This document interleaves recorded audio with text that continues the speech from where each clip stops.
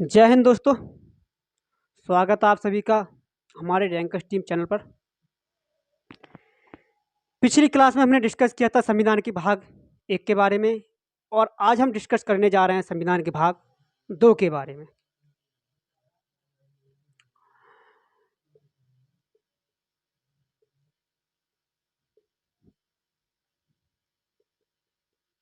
भाग 2 भाग 2 हमें नागरिकता के बारे में बताता है, जिसका वर्णन अनुच्छेद 5 से 11 तक किया गया है। भाग 2 हमें नागरिकता के बारे में बताता है, जिसका वर्णन अनुच्छेद 5 से 11 तक किया गया है। सबसे पहले हम बात करते हैं नागरिकता के बारे में कि हमें नागरिकता जो शब्द है कहाँ के संविधान से लिया गया था। अपने संविधान में लिया गया है वो कहाँ के संविधान से लिया गया था। जो नागरिकता शब्द था वो ब्रिटेन के संविधान से लिया गया था। ठीक है, नागरिकता शब्द जो था वो ब्रिटेन के संविधान से लिया गया था। अब दूसरी बात करते हैं कि नागरिकता की परिभाषा क्या है। कोई भी देश अपने निवासियों के लिए है कुछ विशेष अधिकार देता है, जिसे हम नागरिकता कहते हैं। नागरिकता 2 प्रकार की होती है, एकहरी नागरिकता और दोहरी नागरिकता। हमारे देश में एकहरी नागरिकता लागू है। नागरिकता कितने प्रकार की होती है? 2 प्रकार की, एकहरी नागरिकता और दोहरी नागरिकता। लेकिन हमारे देश में 2 प्रकार की नहीं बल्कि 1 प्रकार की नागरिकता लागू होती है। 2 प्रकार की जो नागरिकता लागू है, जैसे यूएसए है, उसमें 2 प्रकार की नागरिकता लागू है। तो हम बात करते हैं सबसे पहले अनुच्छेद 5 के बारे में।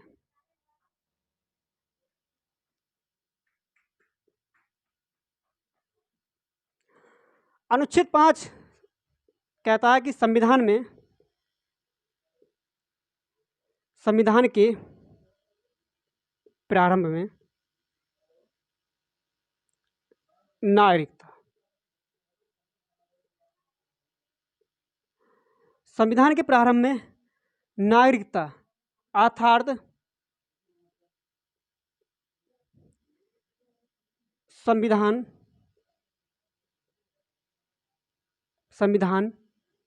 में नागरिकता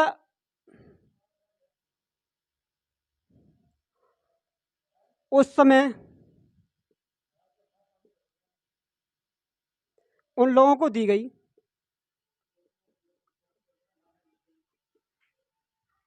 उन लोगों को दी गई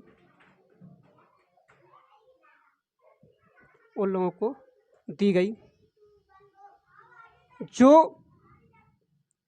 उस समय जो भारत में रह रहे थे।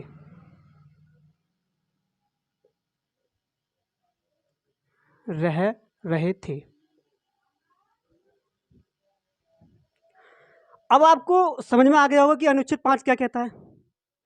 संविधान के प्रारंभ में नागरिकता अर्थात संविधान में नागरिकता उस समय उन लोगों को दी गई जो भारत में रह रहे थे। अब हम बात करते हैं अनुच्छेद 6 के बारे में।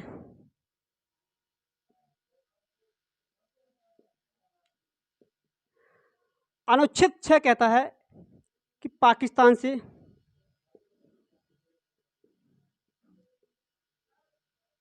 भारत आए हुए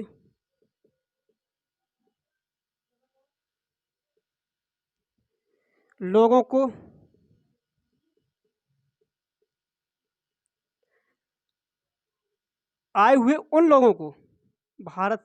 पाकिस्तान से भारत आए हुए उन लोगों को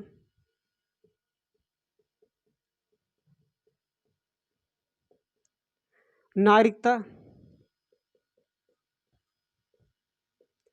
दी गई जो संविधान के लागू होने से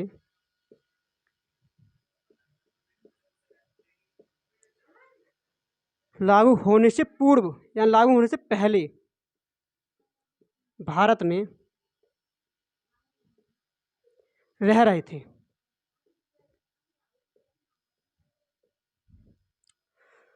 अनुच्छेद 6 कहता है कि पाकिस्तान से भारत आए हुए उन लोगों को नागरिकता दी गई थी जो संविधान के लागू होने से पहले भारत में रह रहे थे। ठीक है, अब जो संविधान लागू होने से पहले भारत में रह रहे थे उनको नागरिकता दी गई, लेकिन संविधान लागू के होने के बाद जो लोग पाकिस्तान से भारत आए थे उनके लिए नागरिकता लेने के लिए भारत में पंजीकरण कराना पड़ता था। उसमें जो डेट रखी गई थी पंजीकरण की वो 19 जुलाई 1948 से रखी गई थी कि जो 19 जुलाई 1948 के बाद जो लोग भारत में आ रहे हैं पाकिस्तान से उनके लिए है भारत में सबसे पहले 6 महीने के लिए पंजीकरण कराना पड़ेगा। यह कहता है हमारा आर्टिकल 6। अब बात करते हैं अनुच्छेद 7। अनुच्छेद 7 कहता है कि स्वतंत्रता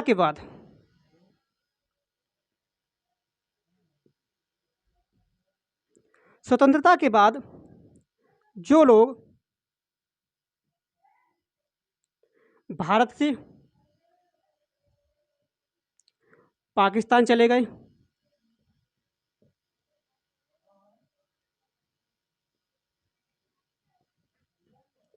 किंतु फिर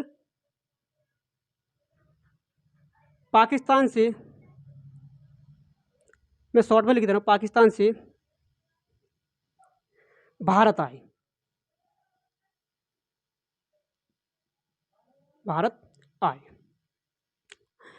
स्वतंत्रता के बाद जो लोग भारत से पाकिस्तान चले गए किंतु फिर पाकिस्तान से भारत आए उनके लिए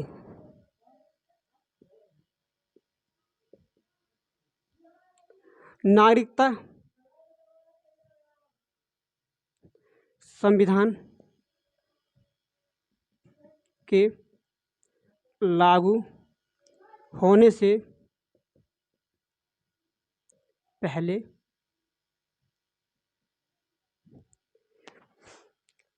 उनके लिए नागरिकता संविधान के लागू होने से पहले उनके लिए नागरिकता संविधान के लागू होने से पहले दी गई।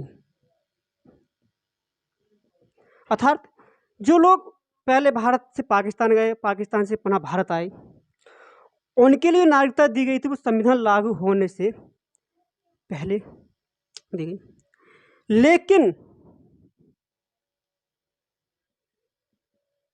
लेकिन संविधान के लागू होने के बाद जो लोग पाकिस्तान से भारत आए उनके लिए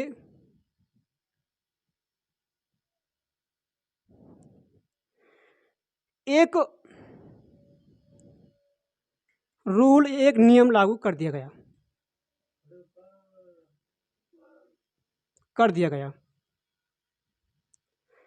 अब मैं इससे संबंधित कुछ बातें ऊपर लिख रहा हूं।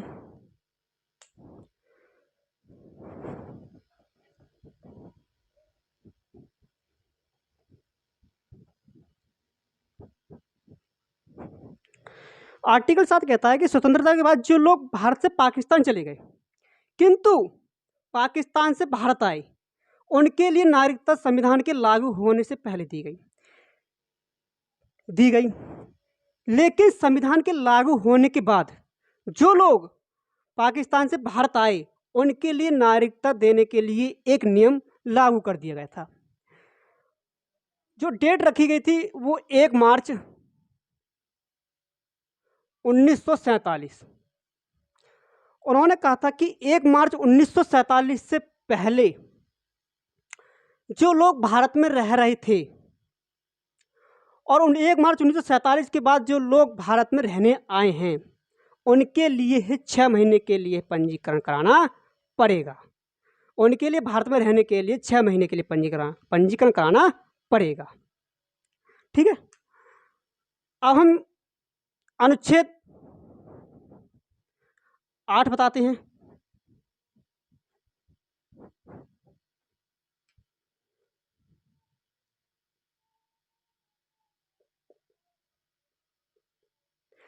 अनुच्छेद 8 कहता है कि कोई व्यक्ति विदेश में जा रहा है, भ्रमण करने जा रहा हो या फिर वो शिक्षा ग्रहण करने जा रहा हो, तो उसकी नागरिकता खत्म नहीं होगी। ठीक है। कोई भी व्यक्ति विदेश में घूमने के लिए या शिक्षा प्राप्त करने के लिए जाता है, तो उसकी नागरिकता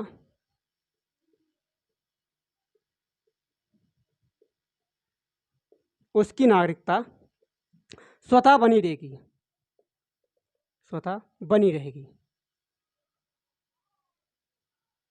ठीक है दोस्तों।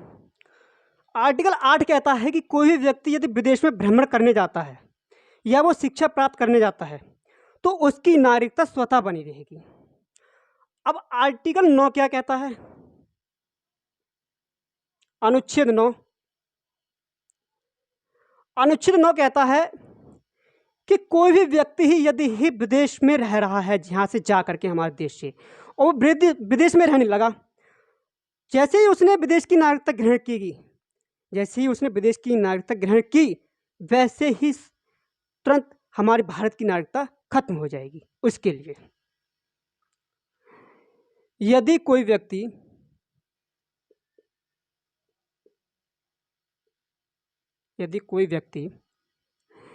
विदेश में यदि कोई व्यक्ति हमारे देश से या यदि कोई व्यक्ति भारत से विदेश में रहने लगा और उसने वहां की नागरिकता ग्रहण कर ली,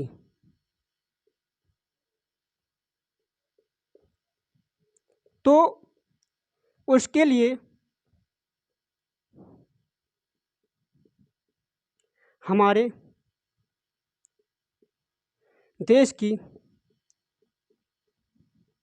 नागरिकता स्वतः खत्म हो जाएगी, खत्म या स्वतः समाप्त कर दी जाएगी।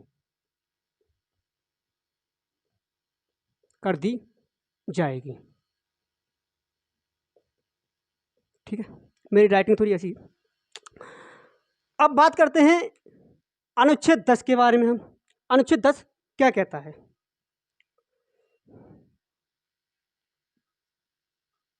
अनुच्छेद 10 कहता है कि किसी भी व्यक्ति की नागरिकता जब तक बनी रहेगी जब तक वह देश विरोधी कोई काम ना करे। ठीक है। किसी भी व्यक्ति की नागरिकता जब तक बनी रहेगी,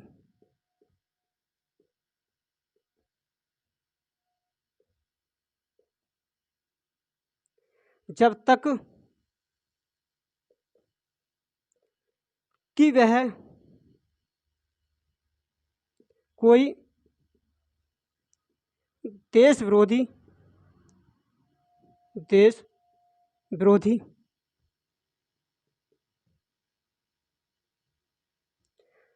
काम ना करे। ठीक है। आर्टिकल 10 कहता है कि किसी भी व्यक्ति की नागरिकता जब तक बनी रहेगी, जब तक कि वह कोई देश विरोधी काम ना करे। अनुच्छेद 11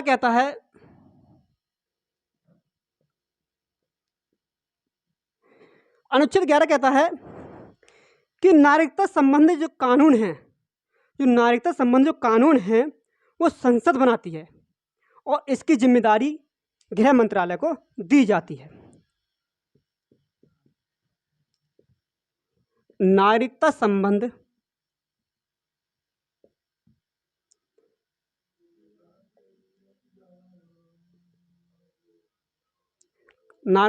कानून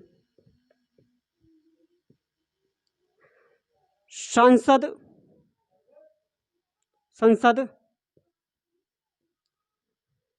नागरिकता संबंधी कानून जो हैं वो संसद बनाती है। कौन बनाती है दोस्तों? संसद बनाती है और इसकी जिम्मेदारी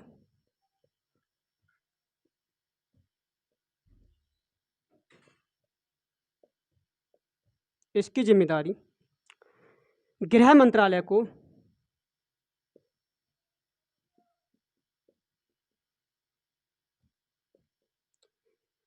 दे दी जाती